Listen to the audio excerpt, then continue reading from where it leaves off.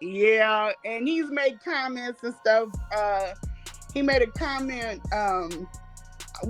I'm not trying to be vulgar or whatever, but we were in the middle of something, and he was like saying whatever men say when they getting it, and I was like, and then he popped out with some. But it's not. He was like, your jaws aren't as strong as men jaws, but oh my God, yeah.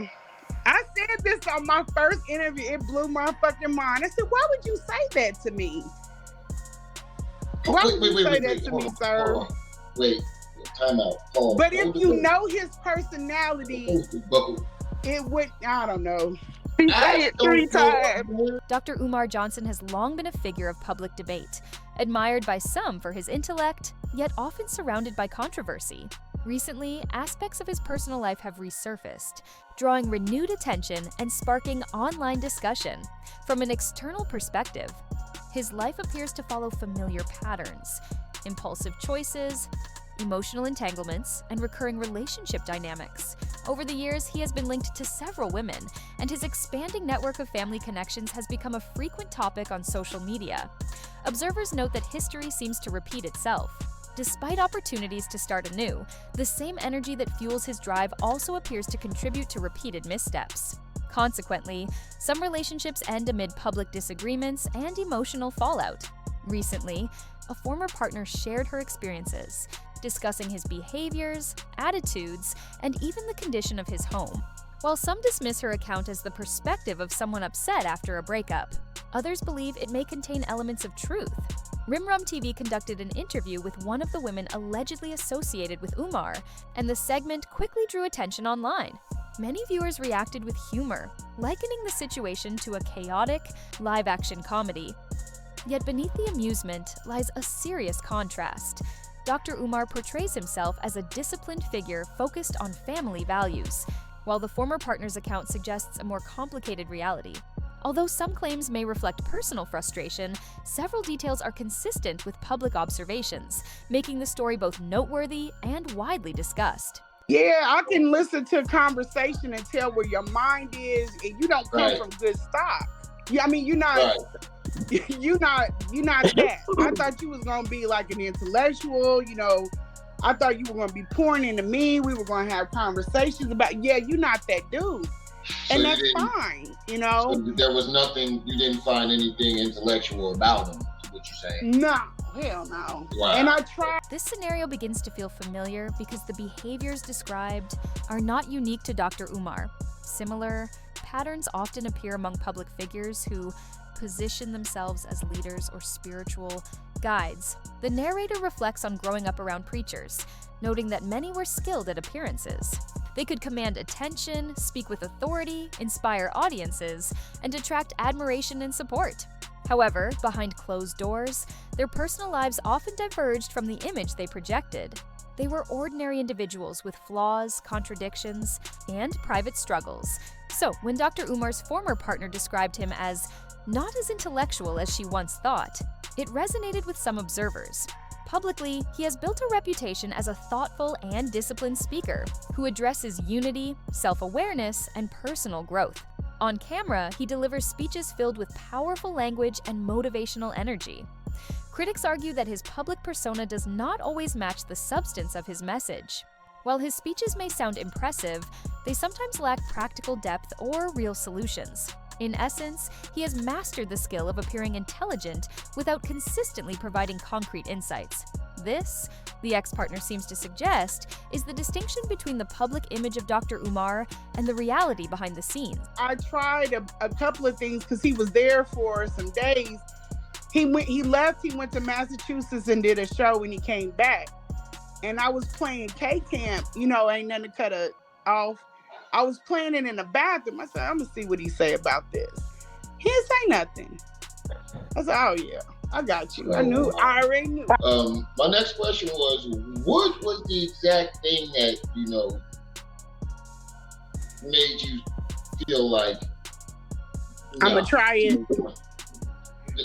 That part, and then there was a 2-part question. What made Okay. you feel like you wanted to try it, and then what made you feel like, you know what, this ain't it? Okay, so what made me try it was one thing. Well, not one thing, many things. The distance that turned me on. The fact that he wasn't local. The other thing was I thought that he was a geek. I thought he was a geek, so I was thinking that life was gonna be slow motion for him. You know, it's gonna be real slow motion. I thought that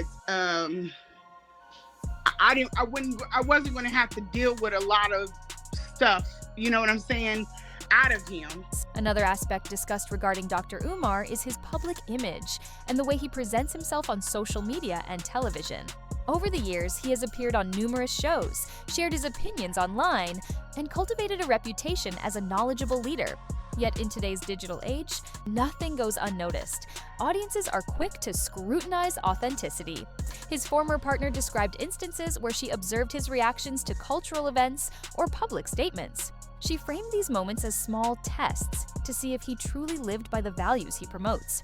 While some of these observations may appear minor, they illustrate how public figures are increasingly held accountable in a world where information spreads instantly.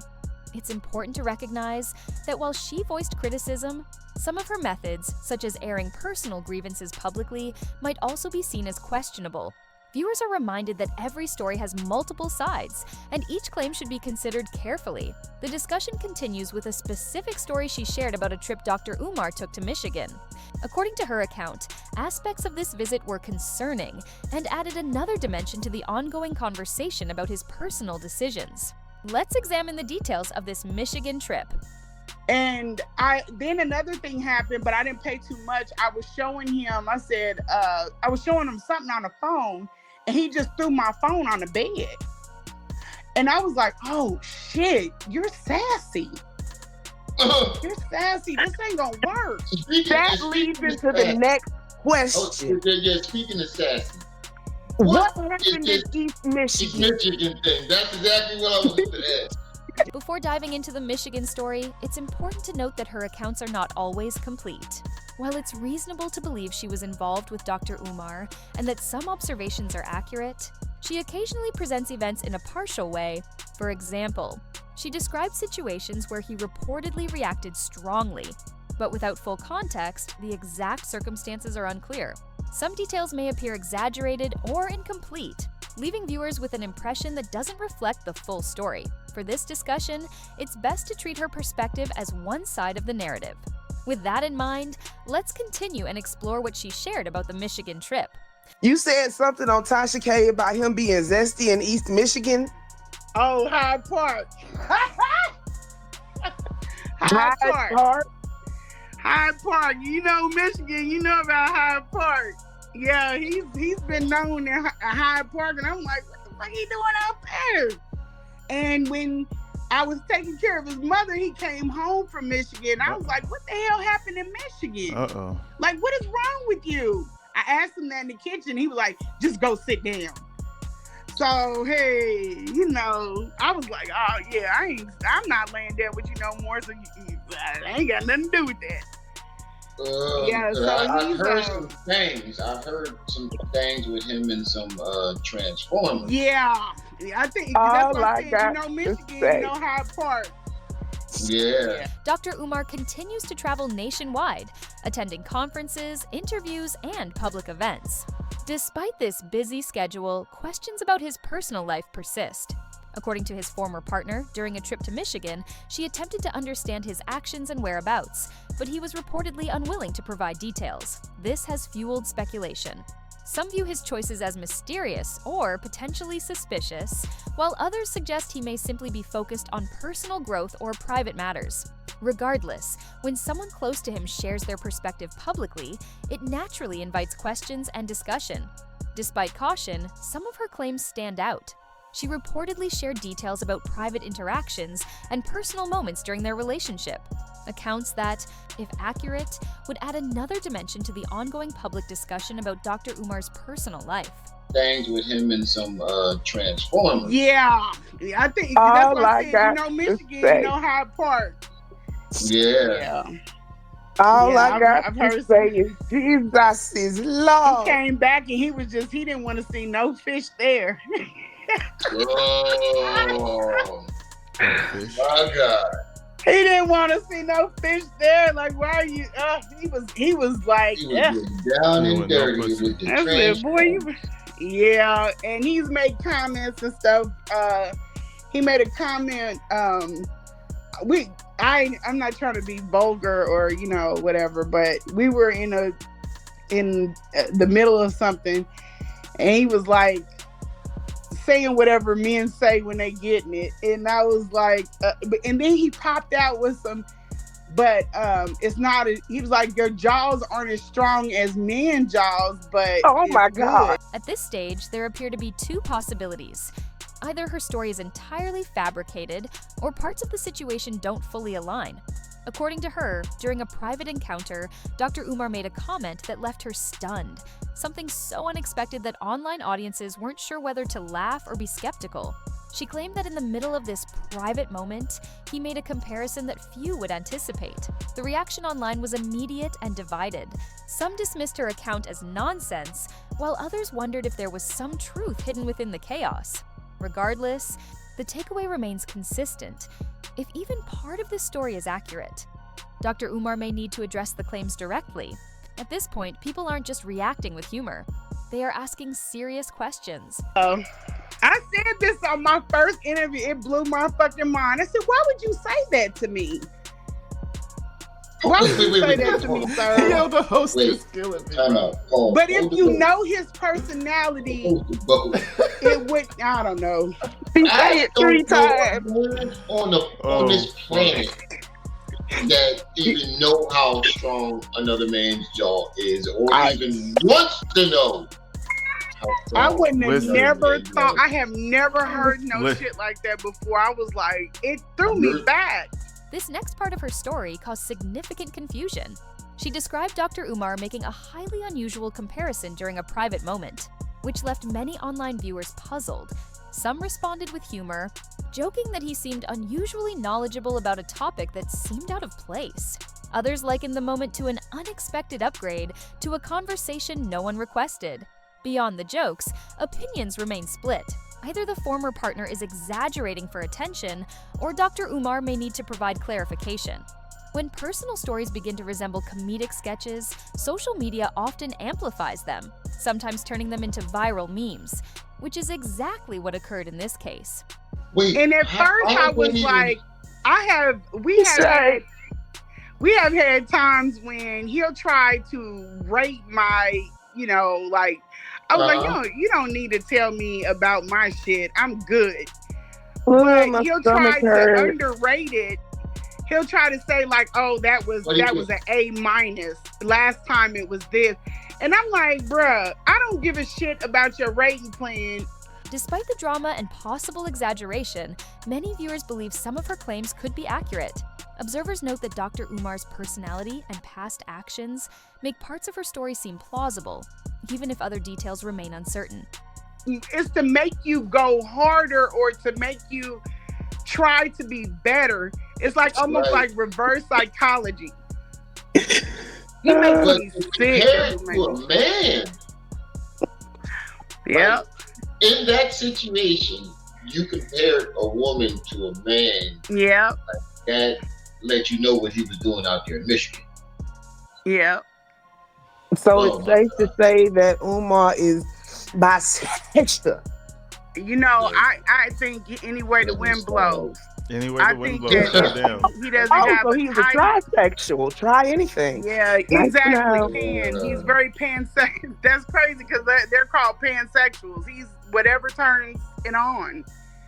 Oh, I That's didn't know what any Nature of these Boy said things. about.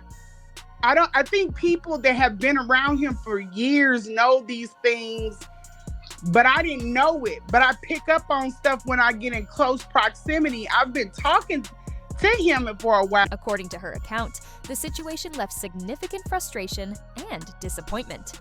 It's understandable that someone who feels misled or hurt in a relationship might speak out publicly, especially if they perceive a recurring pattern of behavior. Her revelations raise questions about Dr. Umar's public persona.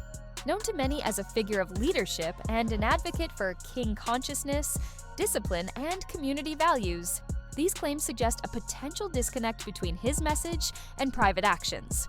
Critics argue that individuals presenting themselves as moral or intellectual leaders must maintain credibility.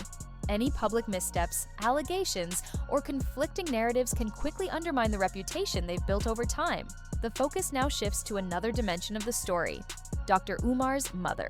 According to the former partner, she was responsible for his mother's care while he traveled, adding another layer to the discussion about his personal life. I think that had something to do too. When I got up with his mother, she was not in a good situation. I think he wanted me to help her out. And I did. And then he was like, in a room, I was like, you have to stop switching her caregivers out. And he was like, well, you're the only one that got her, to where she is right now. And I was like, yeah, I clean her and I'm taking care of her on time. But anyway, I believe that those things are the reason why he asked. So he asked me to care for her, and I was like, yeah, I'll do it. And I went out there and I took care of her. I met her in this house. The condition of the house, oh my God. That's the next question. Yeah, but even with just taking care of her, and I just didn't know her. I didn't know where her likes was. I didn't know what, even he didn't have a meal plan. He was like, stop feeding her so late. I'm like, bro, she woke up at 12 o'clock. It's dinner time. It's 8 o'clock now. Yeah, but it's dinner time. She hasn't been up since 6 a.m. Oh my God. Wait. So he doesn't have no schedule? No. Like for the bather, to give her meals? No, she's not submerged in water. She's not like these dumb ditties. They were real quick to send me this thing talking about, girl, we knew about you and you ain't all that and all that. Then why the fuck wasn't y'all in this man's face? Why from his messed up hair dye all the way down to his dirty nails, to his feet, to his luggage, to the condition of the home? Finally, she continues to share her perspective, offering pointed criticism of Dr. Umar. While her comments may seem severe, they highlight an important principle. When someone cultivates a public image of morality or community focus, any inconsistencies between their words and actions are likely to be noticed. Observers note that a person presenting themselves as a leader, educator, or advocate for positive change will have their behavior closely examined. Even unintentional misalignment can quickly become a topic of public discussion. Some critics suggest that with his background in education, Dr. Umar had many opportunities to focus on teaching, hosting discussions, or using his knowledge to build trust and credibility. Instead, the narrative described by his former partner paints a contrasting picture, prompting questions about his public mission. Ultimately, this story serves as a reminder that actions carry as much weight as words. Reputation, particularly when linked to a public cause, requires consistency. Even if certain projects or initiatives never materialize, the conversation surrounding them has already shaped public perception. That concludes today's breakdown. Stay thoughtful, stay aware, and as always, consider every story with perspective.